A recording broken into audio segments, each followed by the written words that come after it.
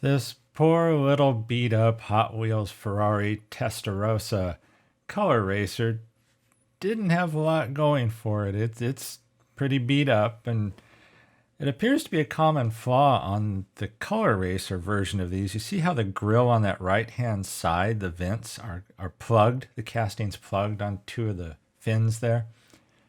That ends up being an area I spend a lot of time trying to work on. But I wanted to make this poor little thing look a lot better. I love Ferraris and I hated seeing this one this way. Pink didn't help it, or peach, or whatever you want to call that color. Metal casting, metal base. So draw it apart in the usual manner. This was kind of an interesting casting. As you'll see when it comes apart here, again, the top of the body is metal and the base is metal, but there's basically three plastic parts.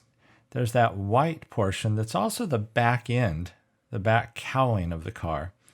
Then there's the red portion that's also the front and back bumpers. And there's the cool part. You'll notice how the white part is the inserts on the seats. So I did not want to change that. I love that. I thought that was great.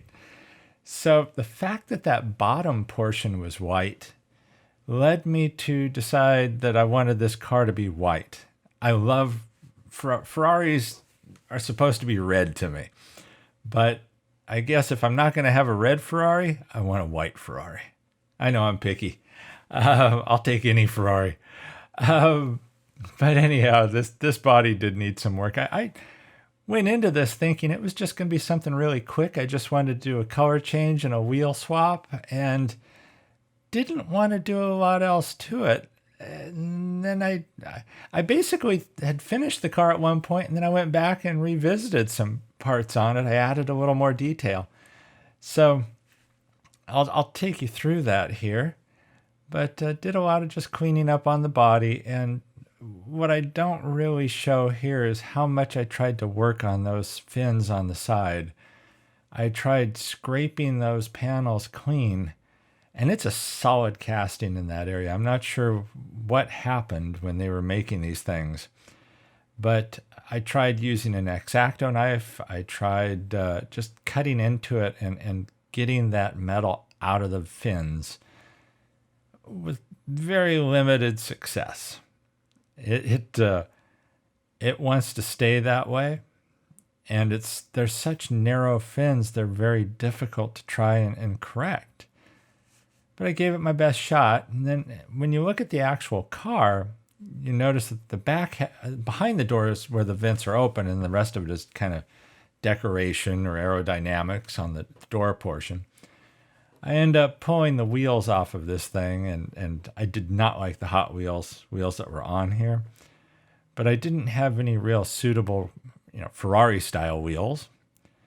But the Three Blind Mice Ranchero build, the wheels on that had a gold pattern, but I liked the pattern, so I ended up using those wheels on this car. The reason you see me filing out that base there a few seconds ago was because I ended up putting axle tubes in it to then hold those wheels. And it just seems like I was constantly going back, cleaning up this body, trying to get it as good as possible, and then I hit it with the Scotch-Brite pad.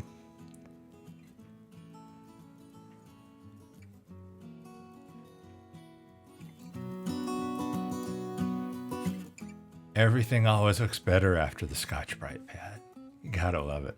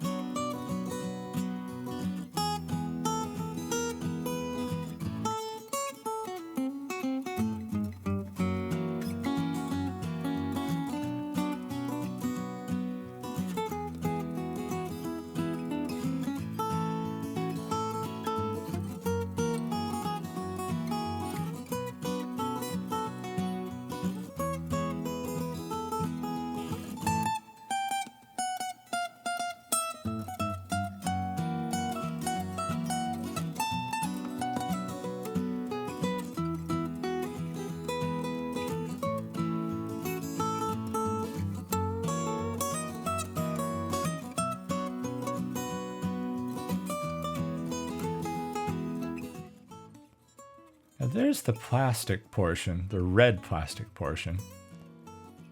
Now the front grille and the back taillights that stick out, that this portion includes, in addition to the interior. On the actual Ferrari, they're black, and so I'm using the Citadel black paint to do that. On the back, it's black, but it also incorporates the taillights, which on the actual Ferrari, it's an exceptionally dark panel. And so in an odd way, I try to recreate it somewhat unsuccessfully, as you'll see a little later, but it definitely should not have been bright red like this. So it was either black or me trying to simulate the tail light section somehow, but it wasn't going to stay this red. I did like the red on the interior, though. I still can't get over how those pieces fit together to do the interior panels or the inserts on the seats. I love that. So I ended up painting the metal base black, flat black, put axle tubes in it, as you can see there, just brass tubes, using some K&S tubing. And now you see on the left are the Hot Wheels wheels, on the right, and those are the Ranchero wheels that I took off of the Three Blind Mice casting. So they looked like they were going to work there pretty well. So I got them in there. And you'll notice that on the Ranchero, they were gold originally. And so I just took the Sharpie pen and painted them silver. Cleaned up the windshield with a little Foots polish. And then it was time to dip it in the gauzy. I did wash it first. It was pretty dirty. But as most of these old beat-to-hell cars are, at some point they all seem to find their way out to the dirt. And I can't criticize kids for that, because I know all of my Hot Wheels somehow found their way to the dirt too. That's part of having fun with them. And yeah, even Ferraris find their way out to the dirt. So I just love gauzy because it seems to be able to take the worst windshield and just make it beautiful.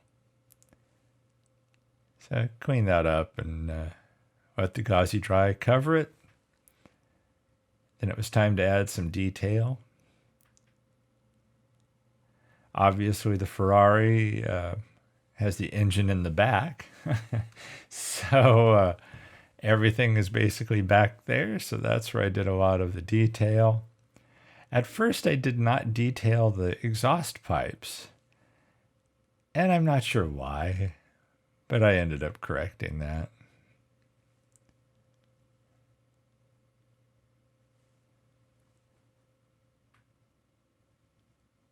I was trying to figure out exactly what I should detail on here. You hit a point where this did have a lot of detail underneath, and you can kind of see at the top, so there's some suspension area, some suspension pieces and stuff. I chose not to detail those because it's one of those things where you have to kind of decide. Do I detail everything? And by doing that, do I lose something? And so there it is, painted white. Just, enamel paint that I sprayed on there, rattle can paint. But because it's white, the indicator lights on the front of the car, I'm not going to paint them white. And the area that would be amber is very small. But looking at pictures of white Ferrari Testarossas, you could see the area around the lights. And that is detailed in the casting. So what I chose to do, I tried using Nuln Oil at first, but it wasn't dark enough. It wasn't doing what I wanted. So then I went over to the Citadel black paint and using toothpicks and Q-tips, tried to just get it to fill in those grooves in the casting. And I was pretty happy with the result because it gave me a little more detail up front. One of the things you'll notice in some of the final pictures of this, it's a bright white car. And so it's hard to light in some of the pictures so you can see the detail without it all just washing out. And I'm sure there's better ways to light it, and I'm sure there's, I tried to do a few different things, but I finally got some shots that I liked, but you'll kind of see what I mean. I only make you suffer through one set of the front lights here. I basically did the same thing for the other side. I was cleaning it up with the toothpick as well. There it is after I did both sides. And then I had two goofy ideas on this car. Well, maybe more than two, but this was one of them. I thought, well, let me cover those front lights with micro crystal clear, which you can use to simulate glass, in the hopes that it would make them deeper and shinier, I guess. And which was stupid because, with the clear coat, the car is exceptionally shiny anyway. So I did add a little bit of detail to the inside. I used black on the shift knob and boot, and used black on the steering wheel. It's really, a toothpick is the only way to go to get in there to that stuff. And the nice thing about this plastic is if you don't have it perfect, you can also use the toothpick to clean it up. You just scrape it off the areas you didn't want it, and it really doesn't do any damage or anything. The toothpicks are perfect for this. So, trying to get in there with a paint pen would have been difficult. Paintbrush would have been really difficult. Here's where I decided, okay, I'm doing the exhaust tips on this thing in silver. So here was a case where the paint pen was a little too big. And so then I tried to clean it up a little bit with the toothpick. And then I ended up using the black paint to clean it up even a little bit better, to cover some of the silver that got where it shouldn't have been, and to paint in the openings on the exhaust tips. Which I always, when I go to do these, I'm always worried that it's going to look odd. And I'm sure you've seen them. I've seen them. I've done them where you just screw up and it looks like your exhaust tips are somehow cross-eyed. It's the damnedest thing, but it's tough to put a little dot of paint in the exact right spot every time. Here was the other goofy idea. I used the Tamiya Red Clear. At first I was trying to, and you can't see it there. There are grooves in that back bumper. Back tail light. And I thought, well, let me just do the outside ends of that tail light with the Tamiya Red Clear. That will make them shiny and reddish black. And then what happened was the capillary action started carrying the paint to both ends. So I thought, oh, heck with it. I'm just going to put this Tamiya Clear over the whole rear taillight assembly and go with it. To be honest, even in person when you're looking at this, you cannot tell that it has Tamiya Red Clear over it. So that was an exercise in futility, but it seemed like a good idea at the time. Now the base, you'll see that fits into the metal base. It has the rear cowling, and then you see the seat inserts and the floorboards are white from that bottom portion. That actually fits in there pretty snugly. It's a well-made casting.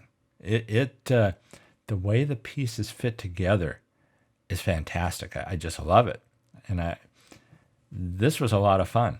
When I've had this casting for a while, and I felt really sorry for this poor little Ferrari, and it was killing me every time I looked at it because I love Ferraris and I hate seeing them in this shape. And this is the closest I'm ever going to get to owning a real Ferrari. So, hell, I may have a fleet of these little tiny ones at some point. But seeing it in that peachy pink putrid color was just disgusting to me. So I couldn't take it anymore. So I had to do this. And to be honest, I think it turns out sexy as hell. So there's where we started. And it wins the award for the most putrid Ferrari I've ever seen. And the chips out of it and dings and stickers wearing off, and Yeah, you see how that back cowling was white on the back end there? That's what kind of decided the direction for the car. There was no way I was going to try and put stupid stickers like that on this thing. I'm really happy with where this ended up. It looks a lot better, at least.